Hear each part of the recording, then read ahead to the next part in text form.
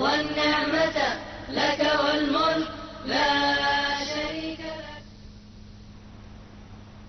Monsieur, bonsoir. Et bien sûr, il y a plus d'1 milliard de musulmans à travers le monde qui sont en train jusqu'à maintenant de faire cette invocation ou bien chanter cette chanson à l'occasion de la fête ou de la grande fête qui suit le pèlerinage à la Mecque, avec quelques millions qui ont effectué le pèlerinage cette année à la Mecque venant des 4 coins du monde. Alors bien sûr, on va consacrer cette émission de direct sur la fête bien sûr, mais on va parler bien précisément du patrimoine culturel surtout islamique ici en Égypte. Et on commence avec le Vieux Caire, qui fait l'objet d'importants travaux de développement visant à raviver la splendeur culture de la capitale et à préserver les sites patrimoniaux par la restauration et la transformation en attractions touristiques et en musées ouverts au public. Allahu Akbar, Allahu Akbar, Allahu Akbar, la ilaha illallah, Allahu Akbar, Allahu Akbar, wa lillahi alhamd. Les efforts de l'État pour revitaliser le Vieux Caire, qui comprend les quartiers de Bab Zouéla, les environs de la mosquée Al-Hakim B'Amrillah, Darb Al-Labbana et la mosquée Al-Hussein, ont permis l'achèvement des travaux d'aménagement et de restauration de plusieurs propriétés de la rue Al-Mu'izz et autour de Bab Al-Nasr et Bab Al-Futouh. Le projet vise également à réhabiliter des zones et à les transformer en attractions touristiques, en plus de mettre en œuvre le développement complet de divers réseaux de services publics. Le projet de revitalisation du Caire historique s'appuie sur plusieurs axes, notamment la préservation des bâtiments historiques et de valeur par la restauration et la réutilisation et la revitalisation du tissu urbain historique de ces zones. Le projet vise à réhabiliter et à réutiliser des zones urbaines à valeur historique. Les projets de développement du Caire historique visent à promouvoir le patrimoine et l'artisanat en transformant le quartier en un musée ouvert pour soutenir le tourisme axé sur les quartiers historiques. Le projet de développement comprend Bab al-Nasr et Al-Futouh qui mènent à la rue Al-Mu'izz autour de la mosquée Al-Hussein. Ces projets comprennent la restauration de monuments classés, la réutilisation de bâtiments patrimoniaux de valeur, la reconstruction de bâtiments et l'aménagement de façades dans le style des façades d'origine. Un hôtel a également été construit devant Bab al-Futouh. Le quartier entourant la mosquée Al-Hussein, qui comprend la rue Al-Azhar et plusieurs rues environnantes, a également bénéficié de l'enregistrement de monuments, de l'aménagement de façades et de la réutilisation de certains bâtiments inutilisés. Des travaux d'aménagement sont également en cours dans le quartier de Darb el-Labbana, bordé par la place de la citadelle de Saladin, la mosquée Sultan Hassan et la mosquée Al-Rifa'i. Ces travaux comprennent l'aménagement du parc Al-Mahmoudiyya, la rénovation des façades du bâtiment des Waqf, la construction de complexes résidentiels, commerciaux, de loisirs et de services, ainsi que la création d'un complexe éducatif et culturel. لبيك اللهم لبيك لبيك لا شريك لك لبيك إن الحمد والنعمة لك والملك لا شريك لك. Et pour aborder ce sujet, nous avons le plaisir d'accueillir au bout du fil Monsieur Elham El Zayed. Vous êtes expert en tourisme. Bonsoir.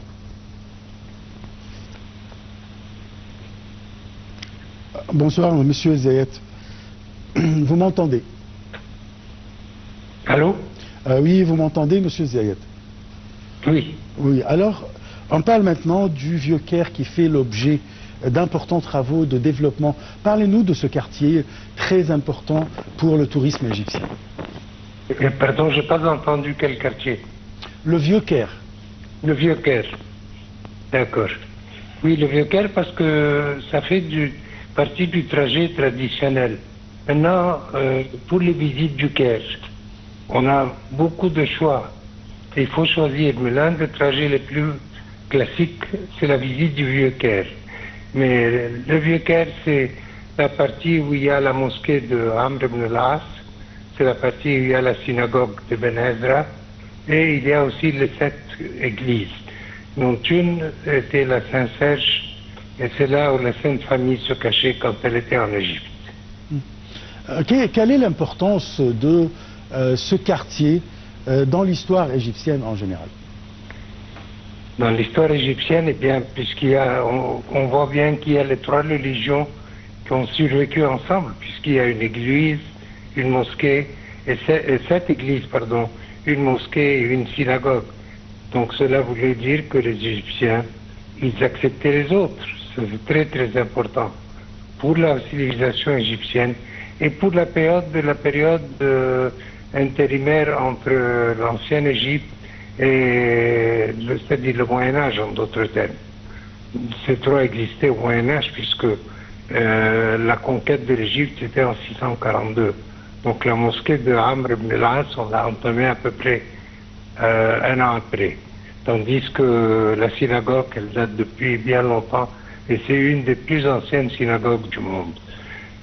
Quant aux églises, bien sûr, elles datent depuis le 1er siècle et elles ont été construites au fur et à mesure, mais la plus importante, c'est l'église Saint-Serge. Bien sûr, pas loin de là, il y a l'église suspendue aussi, qui est l'église suspendue sur les murailles de l'ancienne Babylone. Babylone, c'était la capitale de l'Égypte avant le Caire. C'était la capitale qu'avait construit l'Empire romain. Donc nous voyons que tout se mêle dans cette partie du Caire. Et ça fait partie surtout des visites des Sud-Américains, des Américains et des Canadiens. Ceux qui aiment aller visiter cette partie du Caire. Mais aussi les Français. Hein.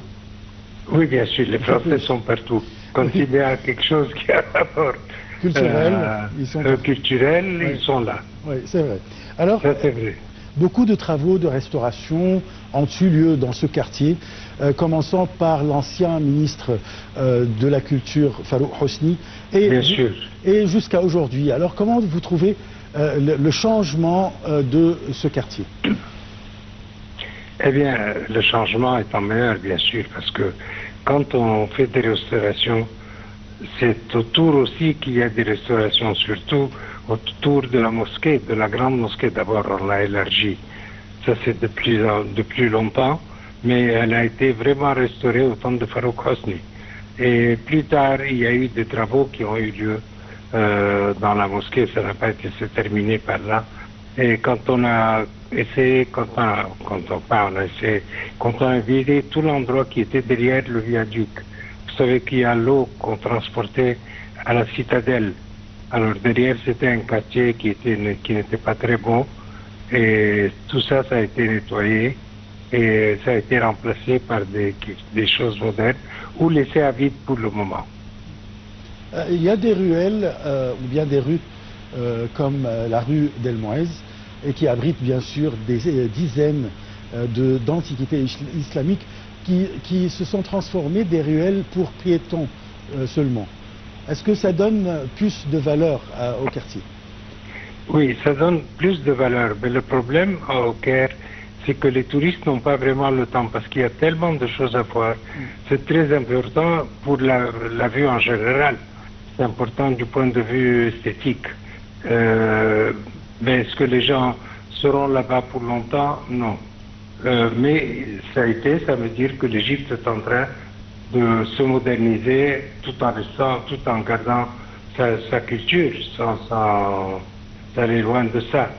Alors, par contre, comme je vous l'ai dit bien, les gens n'ont pas le temps de se promener. Ils viennent voir les centres culturels et c'est ça qui les importe le plus. Vous parlez bien sûr des voyages organisés, mais il y a quand même des touristes qui viennent pour rester pendant, je ne sais pas, un mois au Caire. Oui, voilà, ce sont eux qui profitent, bien sûr. Est-ce qu'on a le rêve de trouver le Vieux Caire comme un musée à ciel ouvert pour se balader et regarder et visiter tranquillement un jour? Absolument. Et vous avez bien mentionné qu'il y a des touristes qui restent longtemps. Moi, j'avais des touristes qui venaient par exemple, d'Australie. Ils restaient 28 jours en Égypte. Ceux-là, ils ont le temps de tout visiter, de faire les ruelles, etc. Et puis, il y a les étudiants ou les expatriés qui vivent en Égypte. Bien sûr, ceux-là, ils vont visiter, certainement. Ils ont plus de temps et ils vivent au Caire. Donc, parce que la majorité des expatriés vit au Caire. Alors, ce qui leur permet de visiter tous ces endroits. Non, ces endroits sont visités, mais comme je dis, c'est pas la masse, et tant mieux. Comme ça reste préservé pour le futur. C'est vrai. La masse, on parle des pyramides, exactement, on parle de la citadelle, etc. Alors, oui, je profite de votre présence en tant qu'expert en tourisme. Quel est votre avis sur la saison passée, la saison touristique passée? La saison touristique passée était bien, je peux dire. On a vu le nombre augmenter, mais le plus important, c'est qu'on a vu le revenu augmenter. Alors, on a vu des touristes qui dépensent plus. Par exemple, avant ça, on avait les Russes qui venaient à Hurghada et à Sharm. Mais les touristes russes qui viennent par le Caire, parce qu'il n'y a que des vols réguliers pour le moment. Il n'y a pas de charter à partir de la Russie. Alors, ceux qui viennent en vol régulier, ils dépensent beaucoup plus. Et ce sont des touristes exigeants, mais c'est la qualité. Alors, non seulement on a eu des rentrées importantes du point de vue nombre, mais aussi du point de vue qualité et point de vue dépenses. Et au fond, ce qui importe beaucoup, c'est qu'est-ce qui reste dans la poche des Égyptiens, pardon. Bien sûr. Il n'y a pas longtemps, j'étais en France et j'ai remarqué qu'il y a beaucoup de publicité pour l'Égypte, et même en parlant avec les Français, ils vont affluer en Égypte les années prochaines. Alors, est-ce que vous attendez vraiment que les prochaines années témoigneront de beaucoup plus de touristes en Égypte? Certainement. Et vous avez bien mentionné la qualité des touristes français, a très bien augmenté. C'est une qualité qui n'existait pas par le passé, parce que moi je connais très bien le marché français, et le marché de tout ce qui est touristes normaux, c'est-à-dire qui viennent en voyage organisé, a augmenté, soit point de vue qualité, soit point de vue nombre. Mais aussi on commence à avoir des demandes sur le tourisme, des incentives et des conférences, des petites conférences. Et ça c'est très important, parce que ça c'est le quintuple de tout ce que dépense un touriste normal. Il y a beaucoup de dépenses, il y a des soirées, etc., des événementiels, et tout ça c'est important parce que les rentrées sont très importantes. Croisière en dahabia, ça devient la mode actuellement. Est-ce que c'est vraiment rentable pour le tourisme égyptien? Les croisières en dahabia, vous dites? Oui. Alors, les croisières en dahabia, c'est très spécial. Il y a une clientèle qu'on voit de plus en plus nombreuse. Et comment on le constate? Parce que le nombre de dahabia qui sont ou en chantier ou qui ont été construites dernièrement. Alors, il y a beaucoup de dahabia. C'est une manière de voyager très intéressante, parce qu'il n'y a pas de bruit, en principe. Il y a bien sûr qui mettent un moteur sur la dahabia. Ça, je n'apprécie pas du tout. Mais il y a qui font la voile, mais qui ont une remorque. Alors la remorque tire, vous ne sentez pas. Parce que le vent entre Luxor et Aswan, il y a pour 14 heures pendant tout le trajet de 4 jours. Tandis que d'Aswan à Luxor, il n'y a pas de vent, il n'y a que le courant. Et les dahabias sont assez lourdes, donc ça ne va pas. Alors les gens mettent une remorque, et ça c'est formidable pour le touriste, parce que lui ne sent pas qu'est-ce qui se passe. Pour lui, ça glisse et ça ne fait pas de bruit. Donc avec la remorque, c'est très intéressant, et c'est une solution qu'on a entamée il y a une quinzaine ou une vingtaine d'années. Est-ce que le Nil est, comment on dit, navigable? Bien sûr, est navigable, mais je veux dire que est-ce qu'il y a beaucoup de bateaux de croisière? Est-ce qu'il y a vraiment... Non. C'est-à-dire, on peut construire encore de bateaux? On peut, écoutez, Les anciennes licences, ce qu'ils font, c'est qu'on ne donne plus de nouvelles... Pour le moment, on n'octroie pas de nouvelles licences pour construire des bateaux, parce que sinon, ça va être comme la rue Talatharp. Alors, c'est ce que nous ne voulons pas. Par contre, ceux qui ont des anciennes licences, ils cassent les anciens bateaux, ils construisent des nouveaux bateaux. Mais pas tout le monde a les moyens, donc on ne voit pas surgir un grand nombre de bateaux. Par contre, ce qu'on voit, et ça c'est très intéressant, c'est les bateaux de grand luxe. Il y a beaucoup de grand luxe en chantier, ça veut dire beaucoup plus de rentrées financières pour l'Égypte et pour, bien sûr, le tourisme égyptien. Et pour tout le peuple, bien sûr. Bien sûr. Là, il y avait, à l'époque, c'est-à-dire il y a une vingtaine d'années, il y avait beaucoup de problèmes qui affrontent le touriste.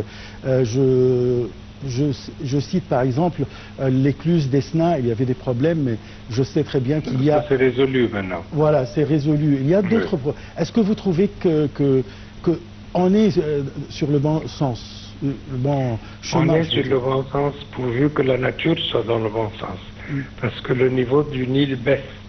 Alors à moins qu'il n'y ait des pluies extraordinaires en Éthiopie, nous avons peur que le niveau du Nil soit bas. Si le niveau du Nil est bas, on a un problème de navigation. Ouais. Alors il faut prier pour que le niveau du Nil reste là où il est maintenant, qui est déjà assez bas. Parce qu'on espère que ce soit plus, mais je ne pense pas. Mais si ça reste comme ça, c'est navigable. Donc ça, c'est le plus important. On croise les doigts. Oui, absolument. Alors, une dernière question concernant qu'est-ce que ça manque, le tourisme égyptien, qu'est-ce que ça lui manque pour être parfait, si vous voulez? Je parle des services. On a toujours le moyen de faire mieux. Faire mieux, surtout sur le plan service. Et vous avez dit, service, c'est très important. Donc, il faut entraîner le personnel. Et ça manque. Il faut être clair. On n'a pas assez d'entraînement. On dit à la personne qui vient, fais ça. Mais non, il ne suffit pas de dire fais ça. Il faut lui montrer comment faire. Je parle pour les bateaux, je parle pour les hôtels, je parle pour tout. Surtout, je ne parle pas des grands hôtels qui ont internationaux. Je parle pour les petits hôtels. Oui. C'est là où ça devient un peu tangent et là où il faut vraiment s'occuper un peu plus sérieusement de l'entraînement, de la formation. Alors, je m'excuse, mais il y a une autre question qui m'est venue. Oui. Alors, il y a 100 millions de Chinois qui voyagent chaque année partout dans le monde. Malheureusement, notre part, ça ne dépasse pas quelques dizaines de milliers de ces 100 millions de Chinois. Comment attirer vraiment les Chinois pour venir? Parce que c'est une très bonne clientèle. Écoutez, nous, on n'a pas encore compris. Moi, je comprends le problème chinois. Il y a un problème là-bas. Il y a eu un moment, il y a quelques années, il y a eu un monsieur qui est venu avec un avion charter, un avion à lui d'ailleurs. C'était un Airbus. Il a commencé, les grandes agences de voyage vendaient le voyage pour l'Égypte à $2200 à l'époque. Je parle avant le 26 janvier. Ouais. Et lui, il est venu tout d'un coup, il a commencé à vendre, y compris le vol, à $750. Donc c'était ridicule, il prenait les chambres à $8 ou $9, ce n'était pas un service. Donc ça a gâté notre réputation, mais pas seulement ça. Tous les grands se sont mis d'accord à ne pas vendre l'Égypte. Alors c'est ça qu'il faut casser, c'est ça qu'il faut aller à l'intérieur du problème et dire c'est ça, j'ai analysé. Il faut parler à ces gens-là, faire des présentations, leur dire il n'y aura plus ça, l'Égypte est vendue normalement et on a le service adéquat. Très bien. Je vous remercie beaucoup, Monsieur Ilham Zayed. Je rappelle que vous êtes expert en tourisme, très connu en Égypte bien sûr, qui a présenté quand même beaucoup de services pour le tourisme égyptien. Tous les gens qui travaillent dans le tourisme y sont reconnaissants. Je passe à un autre sujet. Il s'agit du Caire, qui recèle une grande variété de quartiers et de monuments d'importance historique, allant des ruines d'Al-Fustat au noyau fatimide du Caire médiéval, et de la citadelle et des palais mamelouks environnants à son architecture urbaine, domestique et de ses mausolées, et à ses bazars et son nilomètre, en passant par d'autres inventions liées à l'activité humaine et à la maîtrise du Nil. Cette variété illustre la richesse du Caire, non seulement en tant que capitale historique du monde islamique, mais comme merveille de l'expérience urbaine de l'homme pendant toute son histoire. لبيك اللهم لبيك لبيك لا شريك لك لبيك إن الحمد والنعمة لك والملك لا شريك لك. Le Caire historique a été inscrit sur la liste du patrimoine mondial en 1979 en reconnaissance de son importance historique, archéologique et urbaine absolument indiscutable. Cependant, la délimitation du site et les mesures de protection destinées à conserver ses valeurs architecturales et urbaines sont soit imprécises, soit totalement absentes, bien que l'inscription sur la liste du patrimoine mondial date de plus de 30 ans. C'est cette situation que le projet de réhabilitation urbaine du Caire historique se propose d'étudier et de corriger. Réclamée par le Comité du patrimoine mondial depuis de nombreuses années, cette initiative qui vise à élaborer des outils de conservation et de gestion pour le Caire historique a été lancée dans le cadre du compte spécial de l'UNESCO pour le patrimoine culturel égyptien. Le projet de réhabilitation urbaine du Caire historique travaille avec les autorités locales en vue de préparer les outils de planification et de gestion nécessaires à la conservation des valeurs patrimoniales ainsi qu'à la revitalisation socio-économique et à la réhabilitation environnementale de l'ensemble du site du patrimoine mondial. Le projet part du principe que l'établissement d'un plan de conservation exige nécessairement une vision commune sur l'avenir du patrimoine culturel et du tissu urbain du Caire historique. Le projet espère parvenir à ce que le site du patrimoine mondial soit reconnu et protégé de manière dynamique grâce à un système de gestion efficace, complet et durable.